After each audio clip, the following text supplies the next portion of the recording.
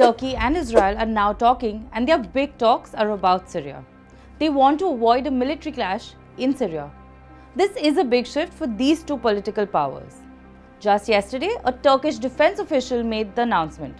The talks took place in Azerbaijan. Their goal? To create what they call a de-escalation mechanism for Syria. In simple terms, they want to avoid accidental conflicts. Netanyahu's office backed this up. They said that both countries will continue to preserve security and stability.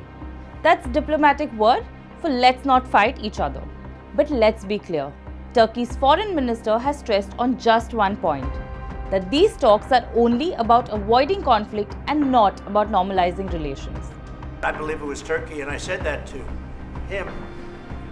I said, congratulations. You've done what nobody's been able to do in 2,000 years. You've taken over Syria with different names, but same thing. I said, you've taken it over. He's taken it over through surrogates. He goes, no, it was not me. I said, it was you. But that's okay. You don't have to say, well, it sort of maybe was me. Okay. But what he did, he's a tough guy and he's very smart. And he did something that nobody was able to do. You know, you got to hand it to him. Any problem that you have with Turkey, I think I can solve. I mean, as long as you're reasonable. You have to be reasonable. We have to be reasonable. Thank you very much, everybody. Appreciate it. Here's where it gets interesting. Turkey reportedly wants to place air defense missiles at Syrian air bases. This could limit Israel's ability to conduct airstrikes in Syria. Israel has also recently lobbied around Trump to keep Russian air bases in Syria. Why so? Because they prefer the Russians over the Turks.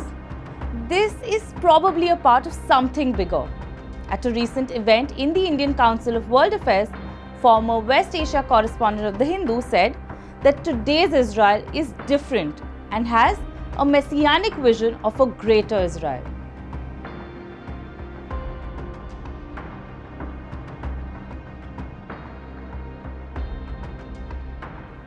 Look at Gaza. Look at Lebanon. Israel's actions speak louder than 1,000 words.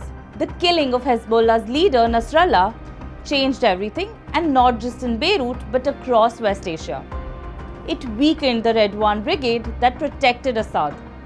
Iran's regional influence took a serious hit. Israel's Lebanon campaign cut off Israel's weapons that supplied to Hezbollah, forcing for a ceasefire. It also split Gaza and Lebanese fronts. Iran's united resistance strategy fell apart. So while Iran faces its own crisis now, and so does Turkey, what about Syria and its stability?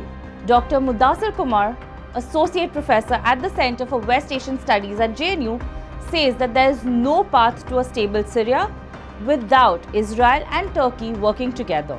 Right now, Israel has the upper hand. But West Asian politics are unpredictable. Sand shifts, alliances change.